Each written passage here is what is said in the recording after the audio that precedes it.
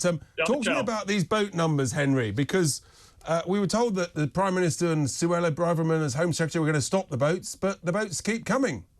Indeed, Richard. Look, and you talking about the numbers, 686 on Friday, 384 yesterday. That's 1,070 in 2 days. These barges that they're procuring, that's 500 beds each. So, in 2 days, they're full.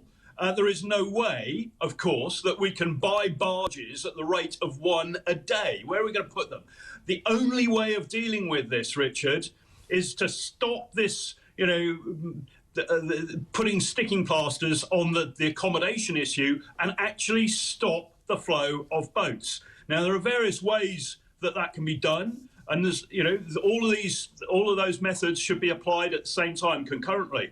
But very, very unfortunately, if they'd taken determined, bold action a year ago, 18 months ago, then we wouldn't be having this problem now. And every day that goes past, Richard, means that they are going to have to take more and more bold, courageous, dare I say, draconian measures to get control of this.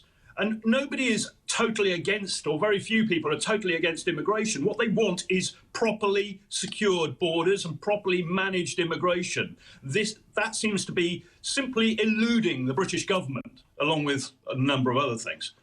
But essentially now, what with the Rwanda bill being struck down by the Court of Appeal, that plan being struck down, you've got the illegal migration bill struggling through the House of Lords. You've got the Archbishop of Wokeby, Justin Welby. He's banging on about it. This is instead of acting as a deterrent, it's acting as an anti-deterrent. It's encouraging people because they're basically saying that the establishment in Britain refuses to stop this. Of course, Richard. And if you are a migrant making your way across Europe, maybe even in Libya, thinking that you're going to try and get to the UK, first of all, have you heard of any of this? But, and any of the measures that the government's saying it's going to impose, probably not. But secondly, if you have, then, of course, we're just giving ammunition, to, as you quite rightly imply, to the people smugglers who are going to tell all these guys, look, nothing's happening. In fact, more and more people are going over there. More and more people are getting accommodation. The British government, whatever they say, whatever you've heard, it's actually not the reality. The reality is that you can go over there as you always could. And in fact, probably they're going to look after you even better. So it's all the wrong messaging. There is no deterrence here, Richard. There is absolutely no reason why a migrant today should feel any more deterred from crossing the Channel than they did a year ago. There is absolutely nothing more there. Well, and in fact, let's just move on then, Henry, to when you get here. You might possibly go to that barge, although that's only 1 day's worth. But then the other attraction is the quality of the accommodation, because it turns out that a new detention centre has just been built up in County Durham, which the Independent Monitoring Board has found unacceptable because, unbelievably, the Wi-Fi is too slow. Well, I've heard that before as a complaint. But the Independent Monitoring Board has concerned that, first of all, it's too far north. There's only a GP visit twice a week. And that it's really disappointing that they don't have their own hair salon.